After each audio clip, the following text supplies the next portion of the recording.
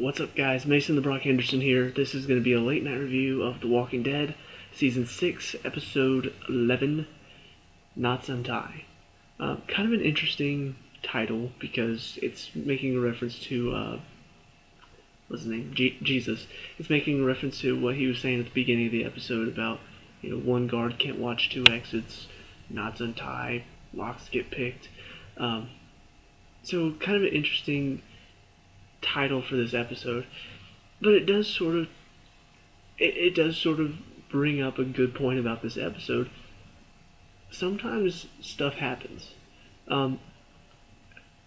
It's almost like everything he did it's like he's saying it just happens, and that's kind of how this episode feels. Like everything that's going on, from them finding Hilltop to Maggie talking to Gregory, and even what he says at the end, how I offered you guys our food if you work for us. You said no. In the end, you're still working for your food. It's almost like making that connection, but Maggie does put a twist on it, but I'll get to that in a second. First off, I just wanted to say, if you watched my review of last week, I just want to clarify some things. I'm not a hater of humor on this show, and this episode proves it. Last week was a lot of goofy and silly stuff. It didn't feel right for the show. It didn't match the tone. It didn't match anything that I've seen in the show. This week's episode, however, has a lot of the Walking Dead humor I'm used to. You've got Eugene and Abraham are my two favorite characters when it comes to humor because they have some of the funniest lines I've ever heard on the show. Like, you think back to some of the humor in the first couple seasons, there was a little, but not a lot. Because they didn't really have any fun characters. They had a lot of serious moments and a lot of serious characters. But that's not why you were watching it. You weren't watching it for the humor. I'm still not watching it for the humor, but the fact that they've added in Eugene and Abraham is just so much fun. Because they are both so funny. I'm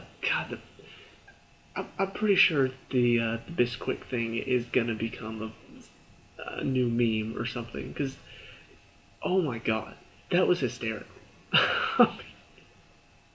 It's not even just the way he said it. It was Glenn's reaction. It was everybody's reaction. The way Glenn, it was like, what? Oh, it was great. It was hysterical, and that's the type of humor I expect on this show. I don't expect running and chasing people around, completely giving up all of your supplies just because you're trying to chase down this one guy in a field, and then just kind of shrugging it off like, oh no, I can't believe that happened. Shucks. That's not the type of humor in the show. The type of humor that this show has is kind of a quirky humor with Eugene and Abraham, and then you have the other type of humor, which is a bit of interaction between characters, and pretty much Daryl and Rick interacting with any character. Daryl just has like these badass one-liners that are just hysterical most of the time. I mean, even I have to admit, after all that running around last episode, Jesus shooting the walker, and he's like, my god, and punches him in the face. That was typical Daryl humor that I enjoy. I can't remember what he said. Oh, when he's talking to Denise at the beginning of this, and she gives him the oatmeal thing, he's like, nah, we're gonna stop somewhere and probably get something to eat. She's like, well, look, I can't remember exactly what she said, but it was something along the lines of, you tried to help me, let me help you. And he's just like, I hope that tastes better than it looks. So it looks like shit. It's just like, that's hysterical. Oh, man. And then, on top of all the humor that this episode has, it's good humor, but on top of that, they have some very good moments. They have the moment where that fight scene is just kind of become something that I expect out of the show. I don't expect every week to be like last week, where it's just like, oh, let's go find some supplies, and then, now we gotta kill some walkers. No, sometimes it's gotta be, you're dealing with people who are not friendly. And so, I mean, just that whole fight scene in general was really interesting because first you have the guy stabbing Gregory. It's just like, okay, yeah, saw that coming. And then Rick tackles him and they start fighting and he's like beating him up and then guy pulls Rick off, but then Abraham tackles that guy and then that guy's choking Abraham and then Daryl breaks that guy's arm. Meanwhile, Rick and that other guy are fighting and then Rick gets pinned down with a knife to his throat and then Michonne is like distracting him. Rick sticks a knife in his neck and then lady that I guess was related to him somehow punches Rick and Michonne's just like, whoa, bam! That was awesome. I mean, I love the intense action scenes that they have. I wish they had one or two every week, but sometimes they don't. You know, last week they didn't have any of those scenes, but man, they do them so well. As far as the relationship stuff, I talked about it last week. I said it didn't feel needed. It didn't feel like it kind of felt like they were forcing it into the story. Like they have to be together. Let's do it now. And also, in this one, you've got Abraham and Sasha at the beginning are kind of flirting again, and it shows Abraham and Rosita in bed together. By the way, stay away from Susie Crabgrass. It's kind of weird watching that because I'm just like, I remember having a crush on her when I was back in middle school, and now, like, Abraham is so much older. I don't know, it's weird to watch, but anyway. But they're in bed together, and you can see him kind of struggling, like, and it does lead to that funny question, but at the same time, it's kind of eating him alive. And it's weird because he's been such like a stalwart character that's just not fazed by anything, you know, facing walkers and stuff, he's just like, come on, bring them on, he's just like, wants the action and the adventure, and then whenever it comes to emotional connections, he's just like, I'm just gonna sleep with Rosita, and what the hell, it's the apocalypse, I'm gonna do it. And now that Sasha's kind of entered his life, and they have that moment whenever they're out leading the walkers away, it's kind of like this is the first time he's really experienced an emotional connection with someone. And it kind of bugs him because on the one hand, he's still got Rosita, who, you know, is that really that emotional connection between them, or is it just they hooked up because they could? You know, he's struggling with that question, and then on top of that, now he's questioning, well, is this what a real emotional connection is? And so it really bugs him, and it really eats him up, which is very good to see, because most of the time when they do relationships in shows, it's like, oh, we just want to put these two characters together. It doesn't really have any bearing on the plot in general, unless it's How I Met Your Mother, because that was all about him finding the true love of his life. But as far as like other shows, like I'm thinking superhero shows like Arrow and Supergirl, I can't think of another. Agents of S.H.I.E.L.D. to an extent, but they don't really do it as much. Those shows have relationships, but it's more for like, let's just show these characters together because I don't know. It's like they want to focus on that a lot, and I don't want to see that. I don't want to see them focusing on all of this stupid relationship drama. This is a relationship put in here because Abraham's character has not really experienced that emotional connection with someone yet. He thinks he has with Rosita, but now that Sasha's entered the picture, now he's truly learning what an emotional connection with someone is.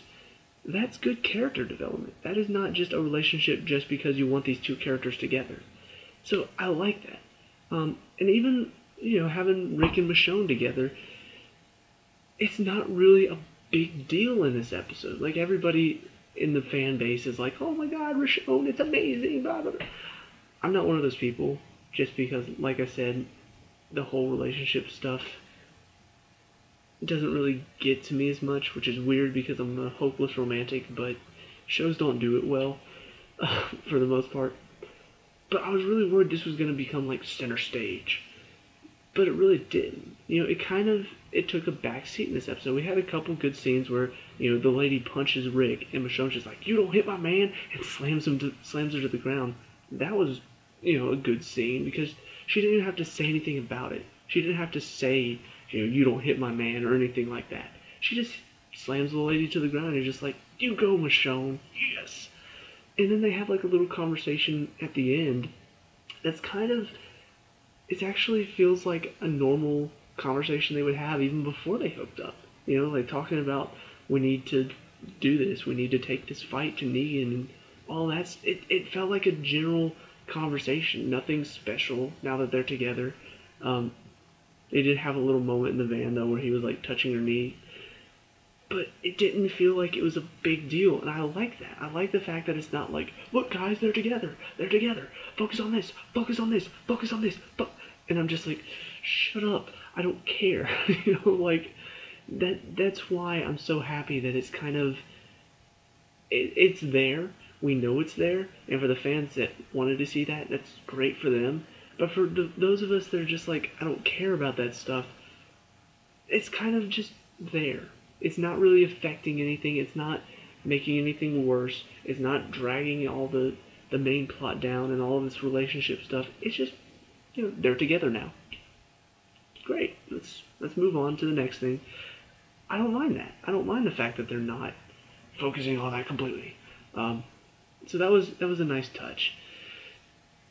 So that's the relationship stuff. Obviously, Glenn and Maggie together with the baby now. Still worrying about that baby. I don't know why.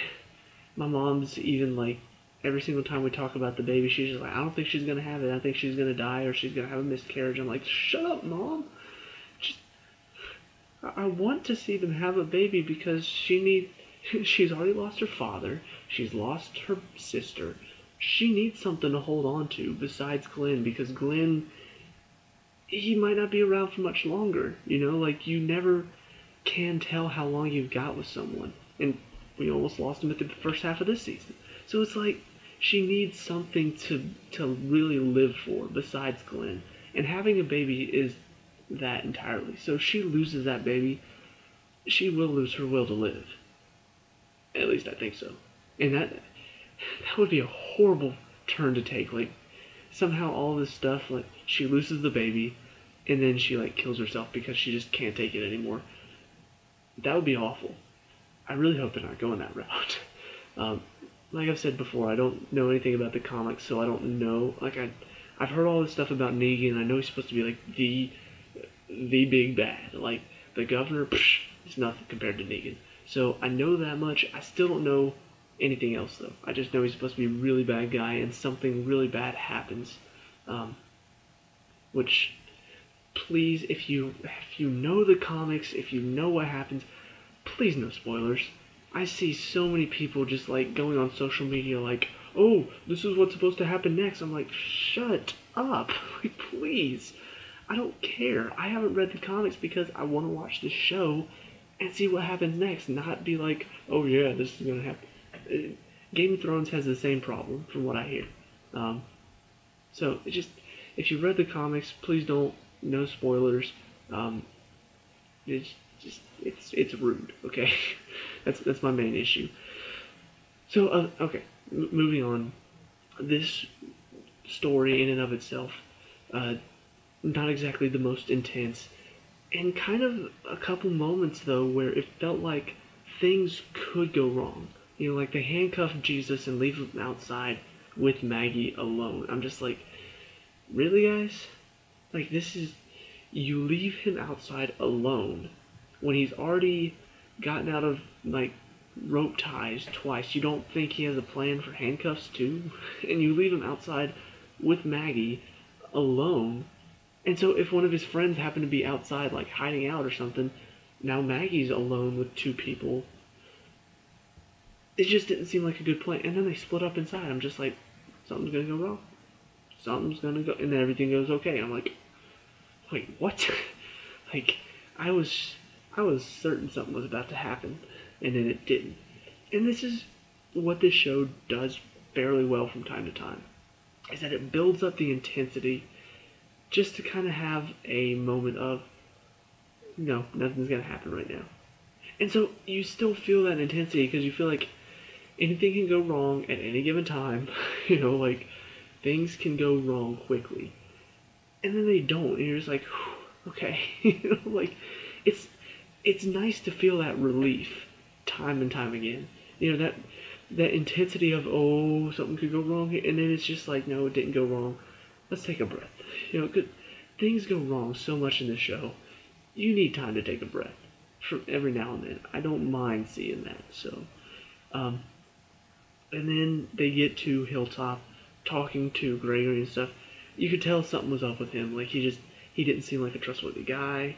And it's funny because I was actually one of the people who's just like, yeah, you can't trust Jesus or his people, which is weird because why did they name him Jesus?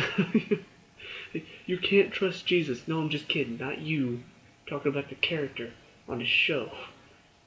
I still trust you. It's one of those weird name things. But I was like, you can't trust this guy. Like he seems a bit shifty. He's already broken out of hand ties twice now. You can't trust him. And now he seems like he's actually a pretty decent guy. Now, is this because they're really like, oh yeah, he's a good guy. He's really a good guy. Just kidding. At the end, I don't know. But that would be fun to see. Like, you're kind of back and forth on this one character for so long. He's good, no he's bad. No he's good, no he's bad. And then in the end, it's like that whole time you've been debating, and the whole time he's been a good guy. And it's like you were debating that whole time for nothing. Like we weren't just pretending that he was a good guy. He's actually a good guy. That would be a good, in my opinion, that would be a good turn to take. Because having him be like, oh yeah, he's a good guy, guys. He's a good, and then having him turn and be a bad guy, it just seems too obvious for me. Like just if that happened, I'd be like, oh, saw that coming. But if it turns out he's actually a good guy, I'd be like, oh, that's a nice twist. It would be, I would prefer that twist more. But they're at Hilltop and stuff. Things are going on. We finally find out more about Neegan, which, is kind of becoming a question of, is this Negan's group? Like, are they just not saying it's Negan because people know, like, what's... And then Negan's group does get brought up, and you're just like, okay, so his group is still out there.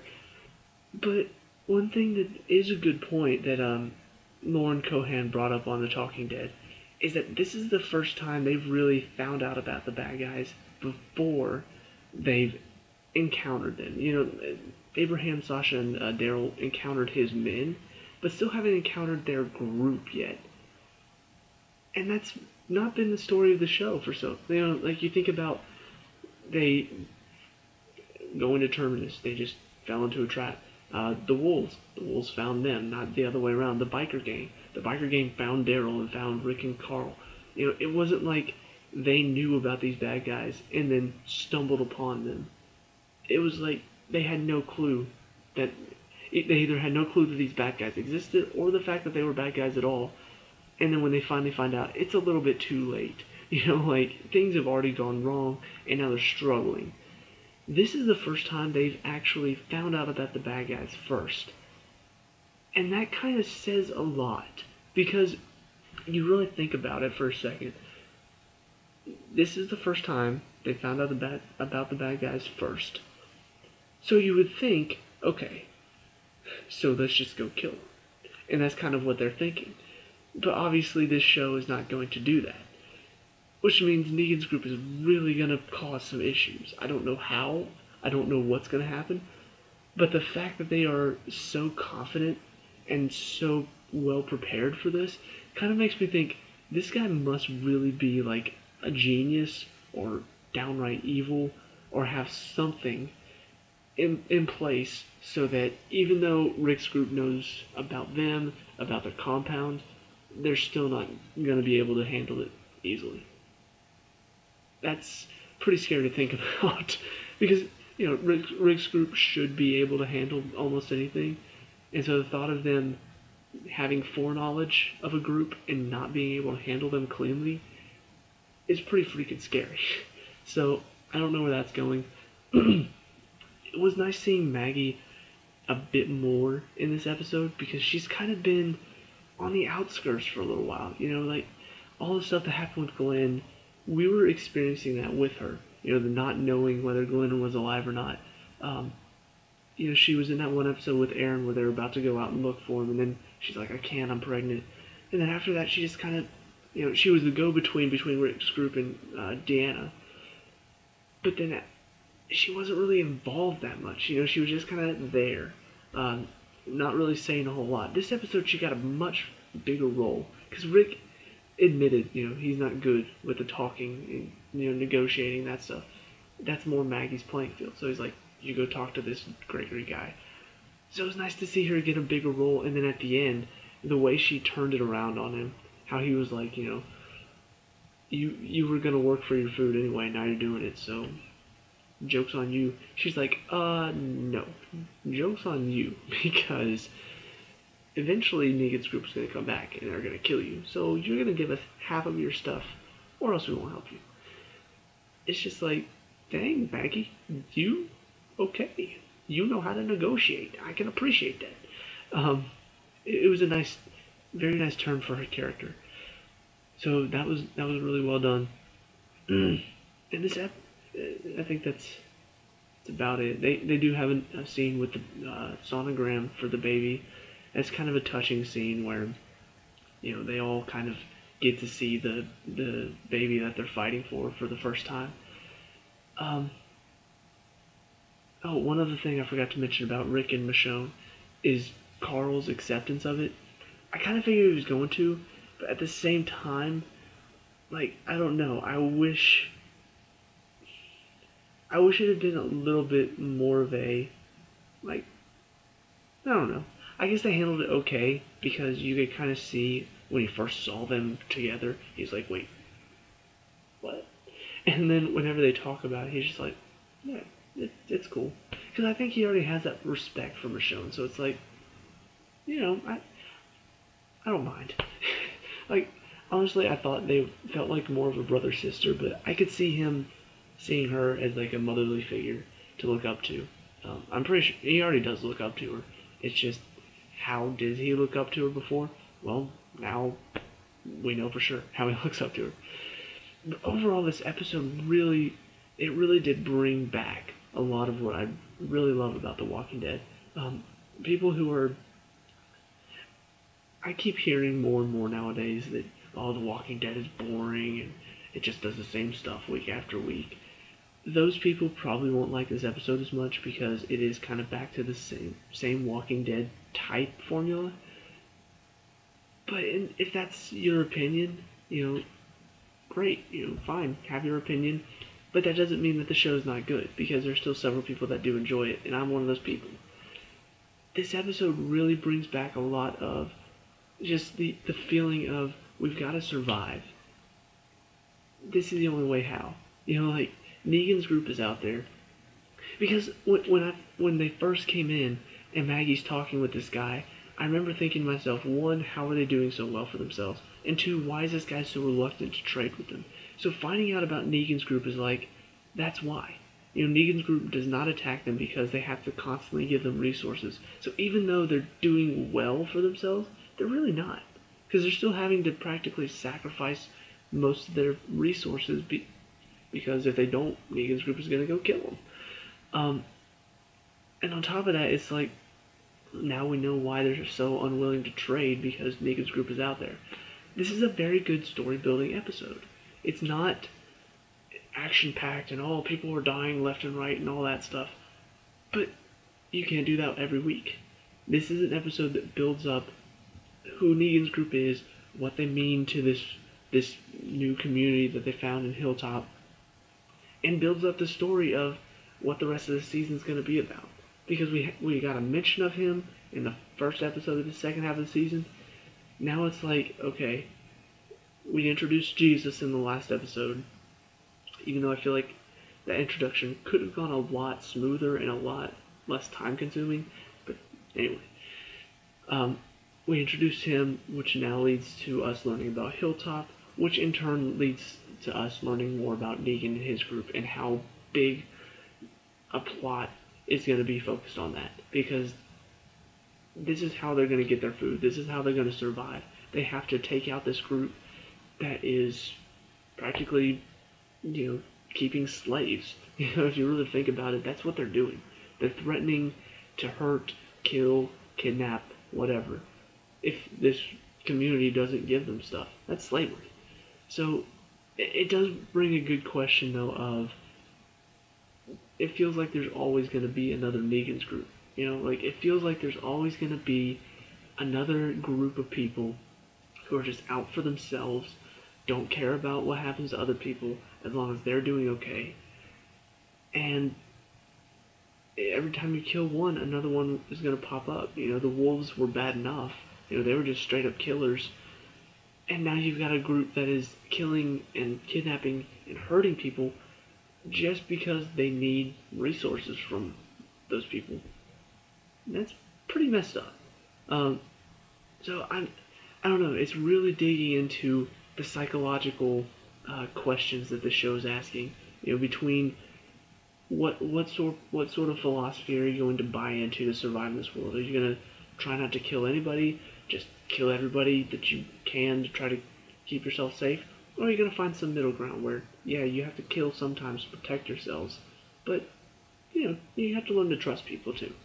And now they're bringing up this new type of philosophy of, well, if we do take out this group, what's to stop another group from stepping up? Or what's to stop us from becoming that group? You know, like, if we do take them out, how are we any better, really? So I think they really do have a good premise to take into the rest of this season. I really hope they take full advantage of it. So yeah, good episode, good setup for the rest of the season. Great moments. I liked one of the tweets on The Talking Dead. It said, Walking Dead is now ruined. Flowers, cookies, casseroles, and now pancakes. It's true. Never be able to look at Bisquick ever again. Well, I can look at it, just not in the same way. Anyway, that's my opinion. What are yours? Let me know down below. What do you think of Negan's group and how they're introducing them? And what do you think is going to be the big ultimate clash this season? Like the big twist that's going to happen. If you know stuff, obviously don't comment, please. I don't mind if you want to talk, discuss stuff, but please, please, please don't ruin anything coming up. Other than that, leave a like and subscribe for more Walking Dead, and I'll see you at the next review. Peace out.